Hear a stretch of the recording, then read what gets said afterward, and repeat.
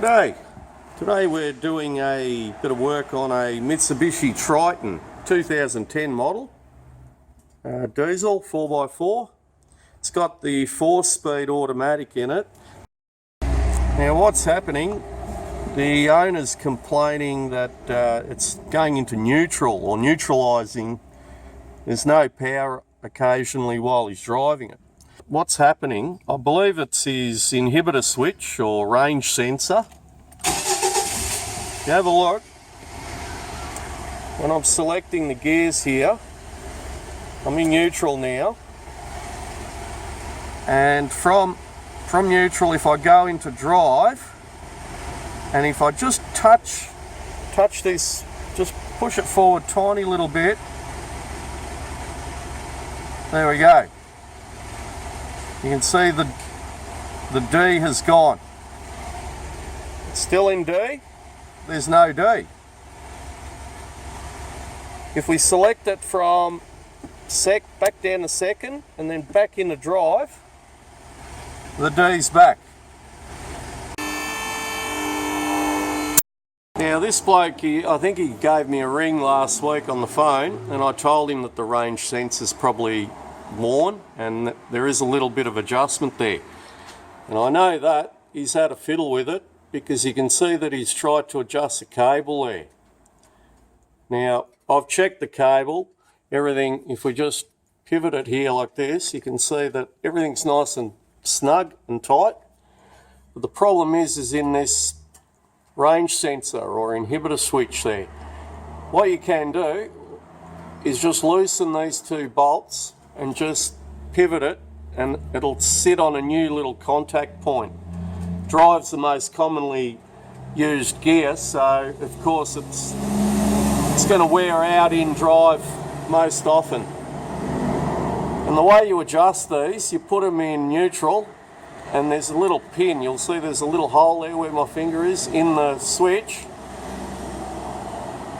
and there's a little hole in the actual linkage. You're supposed to line that up.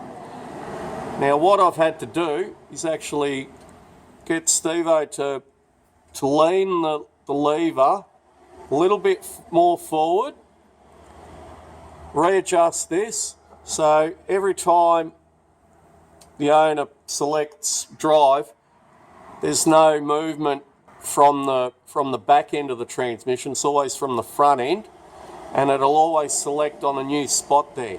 If you just jiggle it a little bit, it'll do the same thing. So when this starts to play up, the next stage is to replace this range sensor. But he might get a little bit of use out of this one as well. He's quite worried because it was doing it while he was driving occasionally. Now that I've adjusted it, should be all right for a little while, but I've just got to make a note of that. Now you can also see that it's probably never had a transmission service. The pan is still elasticed on, you can see there. On the kits that we use, they always have a gasket. I'll do a service on it. Just a quick scrub of the pan rail and give it a bit of a blowout, and we'll drain the oil out of here. And these pans have a little tube that goes about halfway up to another section. Good idea to give that, where the joint is there, a clean as well before you pull it out. You don't want any muck going in when you're fitting it back in. The speed sensors here, there's one at the front and one at the rear. There it is up here. They're magnetic as well. So pull them out and give them a blowout and a clean. So we've got the pan off. A little bit tricky. You want to always be careful that you don't damage the pan when you're getting it off. And they elastic them up when they're out of the factory. So this one's probably never had a transmission service on it.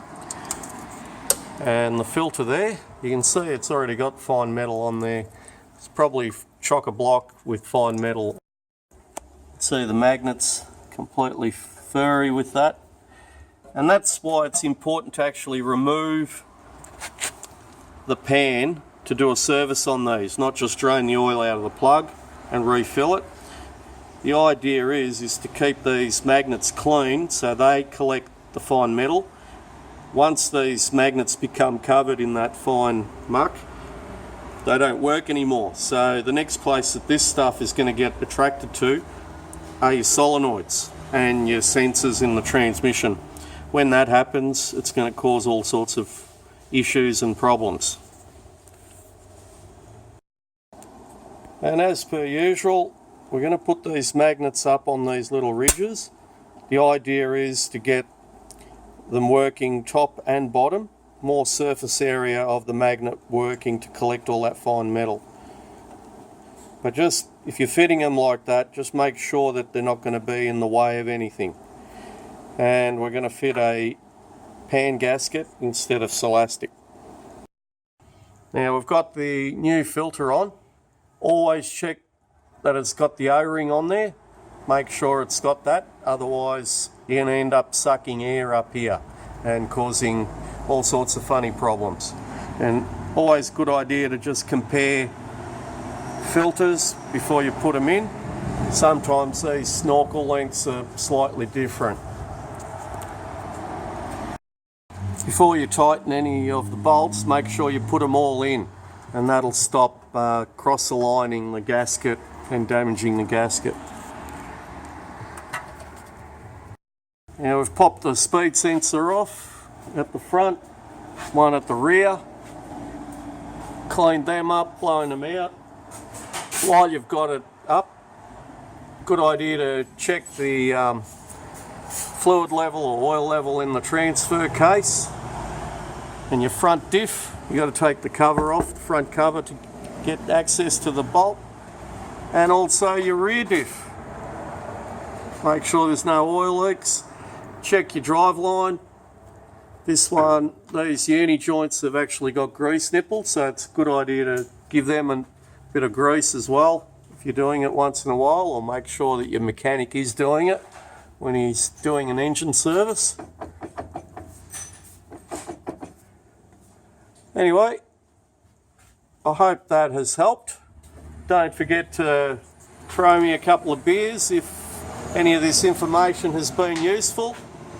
Don't forget to like and subscribe, and thank you for watching.